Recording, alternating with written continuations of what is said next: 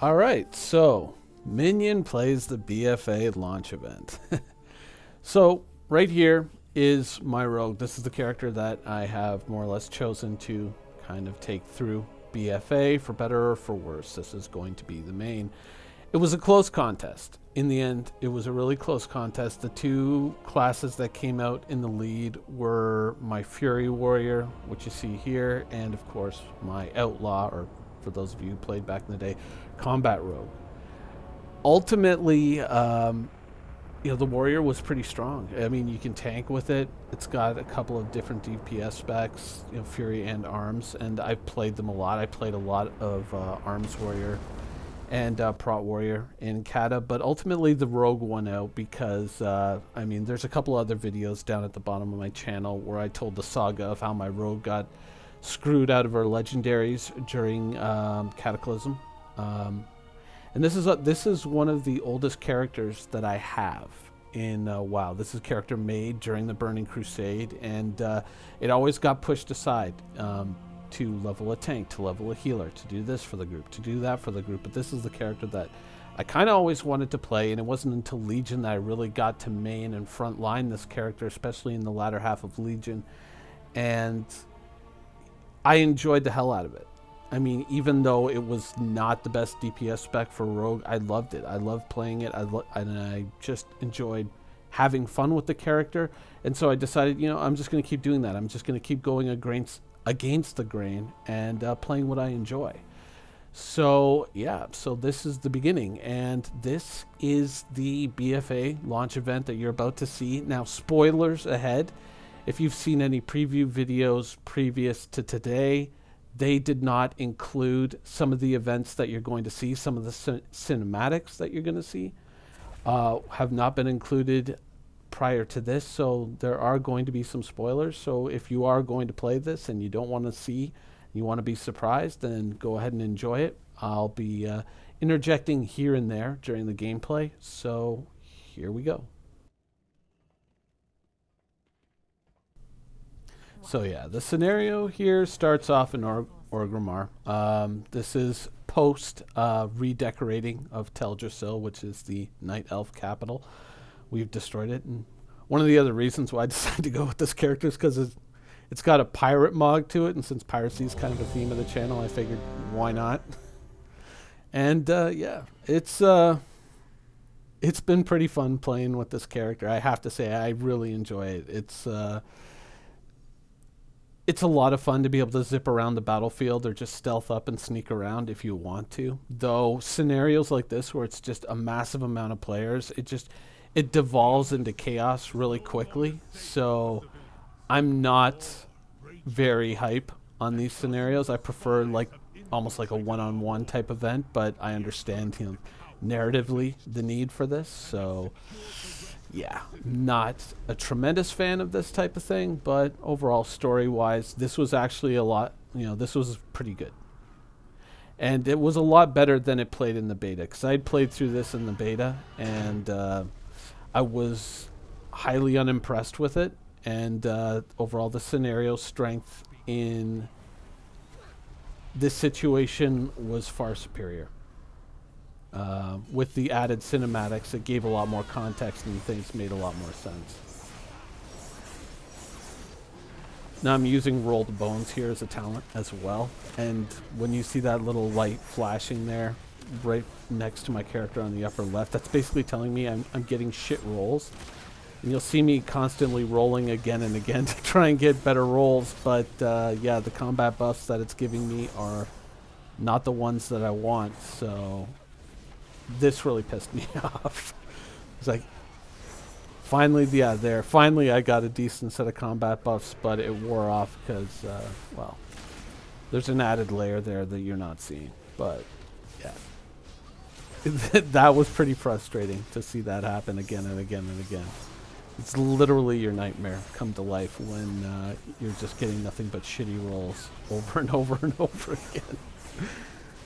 We just need that light to go out, and then we know that we're on decent buffs. But eventually I think I just end up getting frustrated and just saying, all right, I'll just roll with whatever I get and just make it work. The quality of the scenarios in this game have definitely improved. I mean, I think the first big one that I remember would have been the battle at the Wrathgate and the battle for the Undercity. That was pretty decent. That was a nice change in pace. But we didn't really get any big ones like that until sometime later. And yeah, this overall, I mean, it's fun from a narrative point of view, but it is just utter chaos, right? And not exactly fun at times. But overall, you know, I'm glad that they gave us all early access to this a week before the expansion launches, that we get to do this battle, because my previous experience playing this, I didn't enjoy it. I just thought it was just busy work, because obviously all the cinematics were missing. There was no exposition, so it was kind of lame. And when I found out that this was available today, I said, oh, you know what, I'm going to record it too and put it up on my channel. But I really wasn't looking all that much forward to it, because I wanted to get it out of the way. You know, for the last week and a half, while we've been playing through all these lead-up events, it's been kind of pissing me off a little bit, because I just kind of wanted to start, you know, I wanted to knock out the leveling, and I wanted to get into some dungeons and start doing some Mythic Pluses and start rolling on some gear, you know. And it just felt like for the last 2-3 weeks, you're just sitting there idling, twiddling your thumbs, when you could be, you know, going ahead and getting the gear and doing the work, and you're not doing it. So you're just sitting there going like, you know, obviously all this data is in the game already. Can't we just start right now? Why do we have to wait? You've patched up all the problems that happened on the first week, fixed. Let's go. You know, I don't understand the wait. So that. But I'm kind of an impatient person at times, so, I mean, that's probably more on me than it is on the game.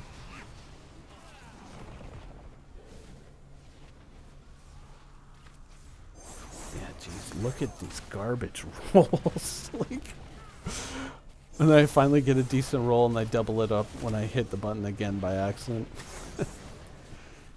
And I end up just wiping off the one good buff that I got.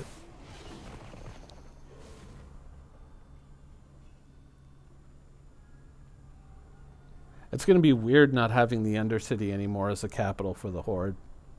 I mean, I'm so used to this place. Is the Undercity evacuated? I mean, we've lived here for literally almost 15 years. You know, this has been one of our main original capitals. To see it wiped out, I don't know, that kind of sucks. But then again, you know, I guess Night Elves lost their trees, so it all balances out. It all works out in the wash.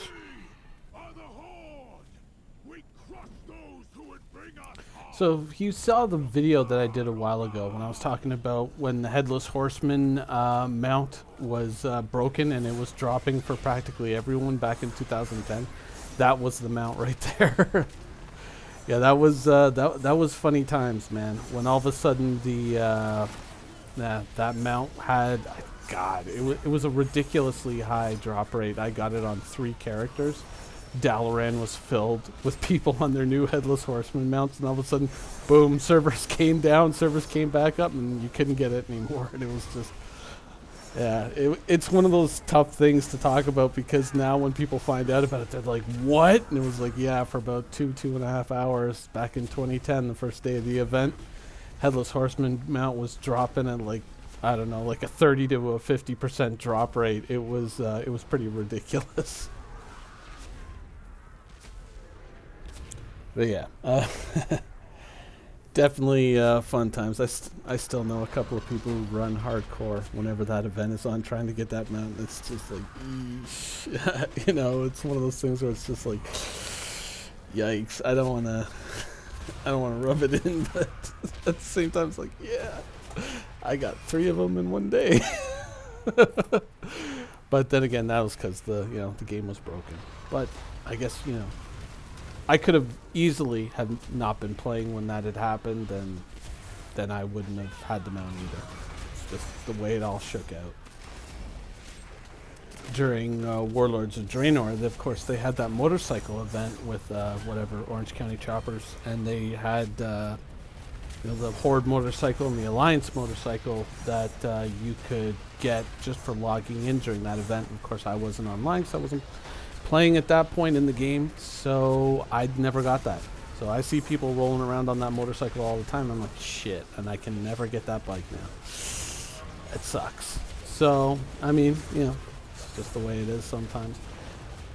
But I find that when you invest a lot of time in a game, when you stick to a game for a long period of time and you really kind of invest yourself in it, you get so much more out of the game. And I think that oftentimes one of the biggest negative things I hear about World of Warcraft, like people say, oh, I quit because of this, or I quit because they changed my class, or I quit because people were telling me how to play my class and I didn't like that, and so on and so forth. I find that a lot of the time, a lot of those people, they kind of still like the game, but you know, something happened and they weren't happy about how it all shook out, and you know, so they just quit and they said fuck this game, and they moved on.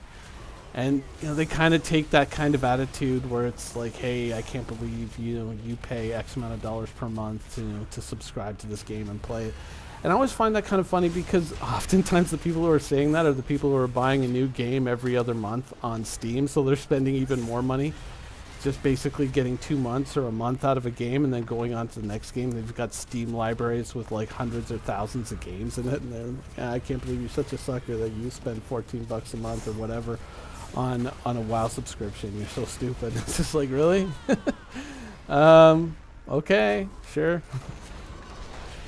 But you know, I find that, you know, for a lot of people, it generally kind of comes down to, you know, they kind of get to max level and they go, okay, what am I supposed to do? Oh, I don't know what to do. And they go into low level raids or LFR, and it's very toxic, and a lot of people are, they're, you know, trying to do heroics to get gear, and the people are shitty to them, and they go like, oh my god, this game is awful, I quit, and they walk away. And they don't, I find when they kind of quit at that point, they don't really realize what's happened. They don't have the full picture because they've never been beyond that point, so they don't know how things change. Like if you're sitting there and you're playing LFR and you're playing heroics, then you're literally playing with the worst players in the community.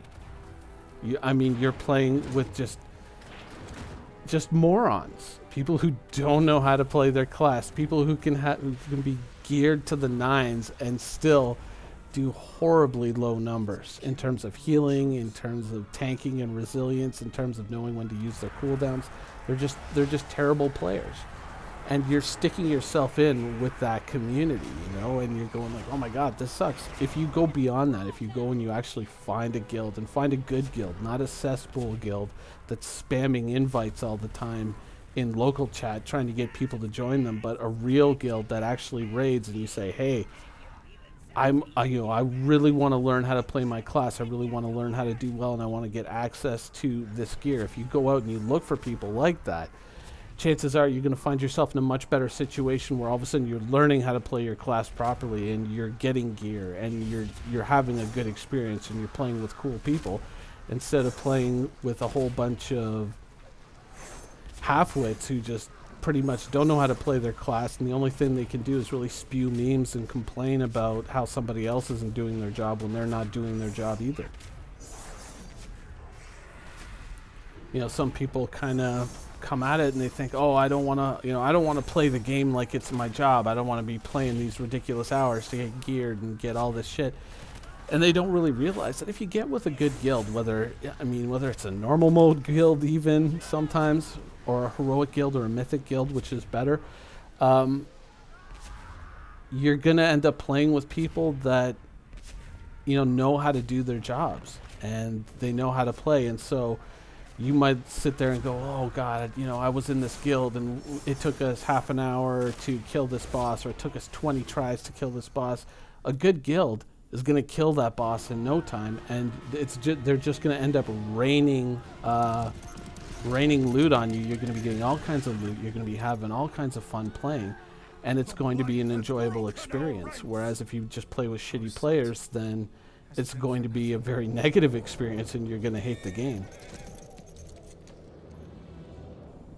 So this is one of the new portions of the cinematic they added. It was pretty damn cool. This kind of goes back to the Jaina Warbringers preview trailer, I guess. It's pretty dope. I guess that's her father's ship from Warcraft 3.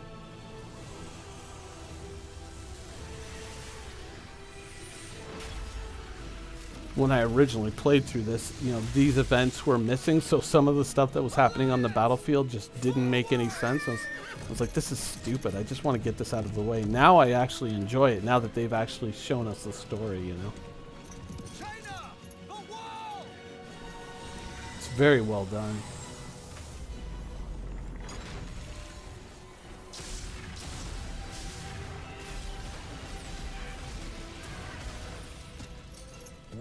I should get a flying pirate ship for my pirate too. Hopefully. One day I'll get something like that. I'll make a mount like that. That would be an amazing mount, even if it was, you know, smaller. Obviously it would have to be, but if you could get a ship like that, that would be pretty damn dope, especially for my character.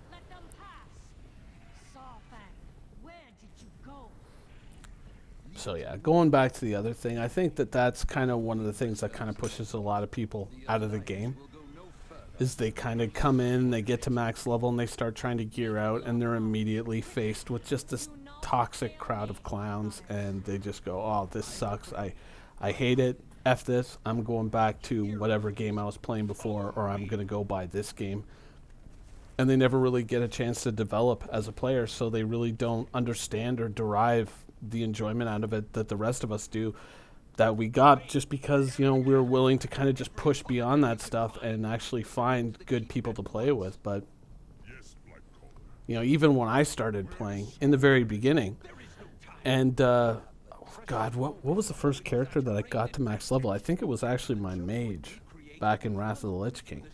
And I got to max level, and so I started trying to get into raids and stuff like that, and they're like, your gemming sucks, you know, you're missing enchants, you're terrible, get the fuck out of here.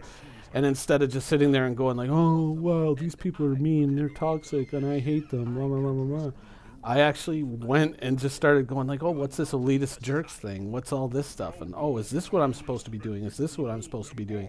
And I met a few players who were like super, super friendly and said, no, you know, you're doing all this shit wrong, but you know what? Come with me. I'll show you how to do this. I'll show you how you're supposed to do your rotation for a mage. I'll show you how to fix this and fix that and fix the other thing too.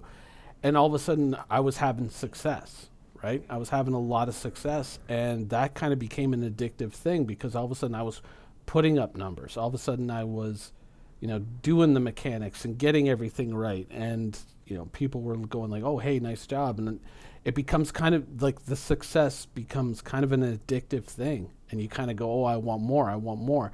And so you start reading up more in depth on your class and thinking, oh, how do I do this? How do I do that? And instead of looking at, you know, rotations and going, oh, I don't want to use this ability, or I don't want to use that ability. I mean, it's only 5% extra, and I don't want to have to weave that into my rotation. It's just going to make it more difficult, and I just play for fun. Instead of having that attitude, you're going to be sitting there going, oh, how do I squeeze that extra 5% out? How do I squeeze that extra little bit here and there to make my character perform that much better, to make the raid go that much quicker, and hopefully succeed and get more loot, and, you know, once again, just kind of keep that success train rolling.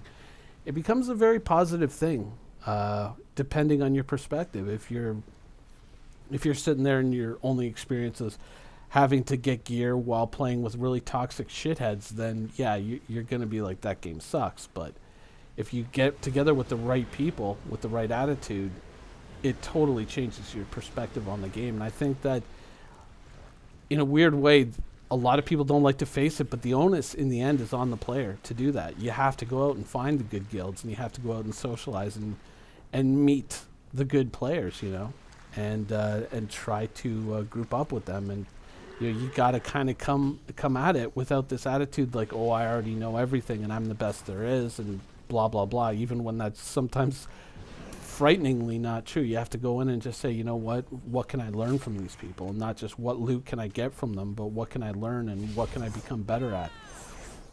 And that, you know, when you kind of transition from being that player who doesn't know what they're doing to the player that you know, kind of has a pretty good handle on things, it really does change a lot of your perspective on how you deal with people in the game and who you play with.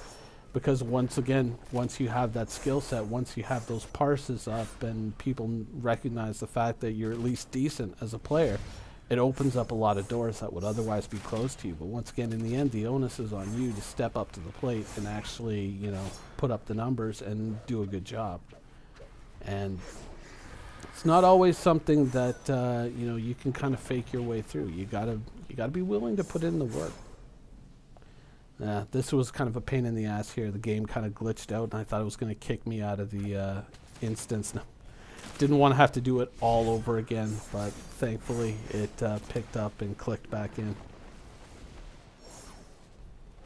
Yeah, but to get back to what I was saying, if you put in the work, the rewards are going to come, and you're going to have a great time playing, and you're going to meet great people to play with. I mean, the last thing on earth that you want to be is the player who gets into a good guild and ends up being a carry me kid, right? Like, you don't want to be that guy who's sitting there and going like, hey guys, you know, I'm really sorry, but I'm trying my best, but you know, my class is heavily nerfed. And it's just, you know, with this game, there are so many analytical tools out there that anybody can look at your character and how you're playing it and the numbers that you're putting up, and they can compare that against all the other players in the world who are geared the same way you are and who are, you know, facing the exact same challenges, and they can compare you against those players, and then they can sit there and say, okay, yeah, you know what, yeah, it's not his fault. Or they can turn around and say, oh, no, he's selling us a story and he's just not really trying, or he's not really looking into his character, he's not really trying to perform. And some people kind of take that to be, you know, like, oh, you're being a jerk, or oh, you're being mean, or oh, you're being a terrible person because you're excluding, you know, this kid who, you know, obviously he says he's trying, and, you know, every time he comes on, he's got a sad sack story about how hard his life is and how we should, you know, be helping him and all this stuff like that. And they think, oh, I don't want to be the mean person. But the truth is that person is being mean to the group. They're taking advantage of the group because there's there's 20 or however many people in your raid or whatever who are really trying to get things done, and then you got this one person who shows up and just phones it in and preys on other people's sympathy to try and get a free ride out of it. And that's not fair. You know, that's not fair to everybody else, especially if they're holding you back from boss kills. And you have to be ruthless with these people and just kick them out. They have to learn that if you want to play at that level of content, then you have to put up that effort. And realistically, it's not an unreasonable thing to ask for, because when you actually get down to it and you read into it, it's not a lot of effort to do. It's just a question of, are you willing to put in the work to do it? And truthfully, it's not that bad. It's actually very manageable. I mean, you can get to the point where you can be, you know, a high-level raider, at least on the heroic end of things, if you're not trying, you know, to go for mythic and all that stuff, where you can play maybe a couple of days a week. It's not that much of a commitment. And actually pull out decent rewards, like a couple hours a day, 3 hours a day, a couple of days a week. It's not that much realistically when you're thinking about it. Once you kind of get yourself rolling, it's not that bad. So I mean, to be perfectly honest, I'm one of the more ruthless people, and I'll say, you know, there really isn't an excuse. I mean, I used to raid with a guy who was born without hands or feet, literally, like, I'm not making a joke here. This guy had no hands and no feet, played with his mouth, and outplayed so many people that when people come to me now and they say, oh, it's just like I've got this problem in my wrist, or, you know, oh, I try, but I can't. I automatically know that that's bullshit. It's total bullshit. I played with a guy who could put up amazing parses on a fucking mage with no hands and no feet, and you're telling me that a fully abled person can't deal with this? Bullshit. Total bullshit. Alright, well, I'm going to let this cinematic play out because it's pretty damn good, and let you guys enjoy it, and I'll come back in at the end of it. Death he wanted. If that troubles you, you're free to join him. Or you can tend to the living. The choice is yours. For the Horde.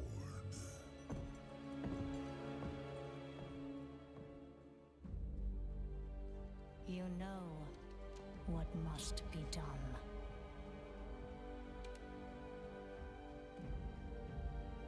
Go, my champion.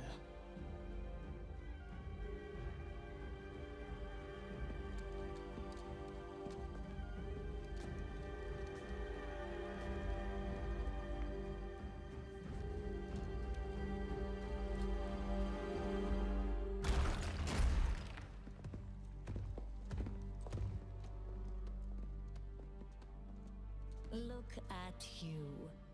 The boy's playing soldier.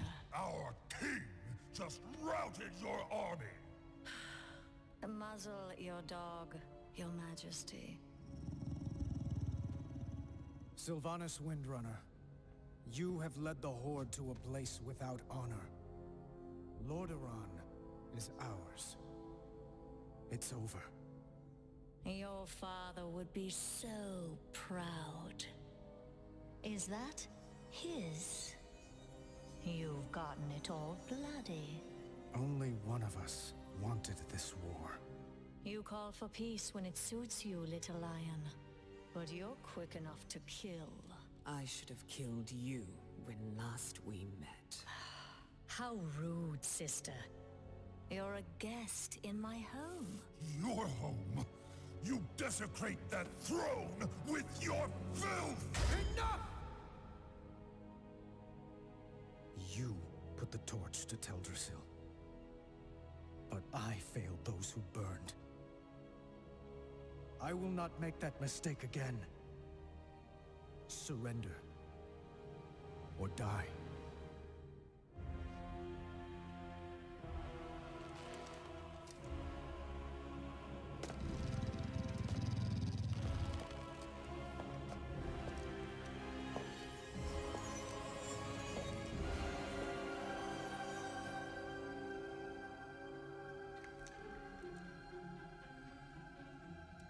You've won nothing.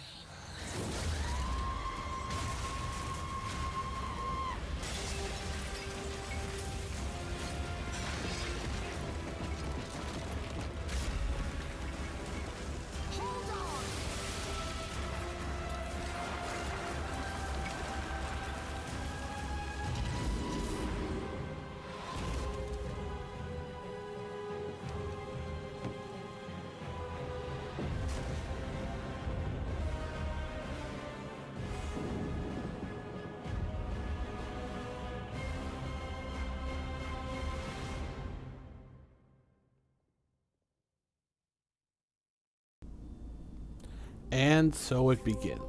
So yeah, that's going to obviously be something that keeps me busy in the background for quite some time. It's also, in a weird way, it's, you know, being a Star Citizen backer and all that, it's kind of therapeutic because it kind of puts me in a place where I'm not overly fussed about delays or things like that. I mean, all through 2017, you know, it was like, yeah, we need to see 3.0, we need to see 3.0.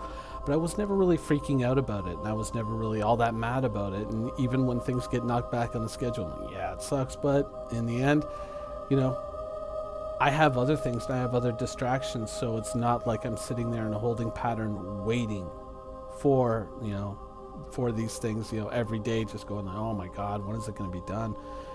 You know, because I have these other distractions here, I can enjoy it a little bit more, and I can be a little bit more understanding and flexible as far as CIG goes with a lot of things, not everything, but a lot of things. But anyways, yeah, so I've got capitals to pillage, and this has been an interesting bonus video to make for you guys. Hope you enjoyed it. It does not reflect a change in this channel's direction, just a little fun bonus. Anyways, hope you enjoyed it, and thanks for watching.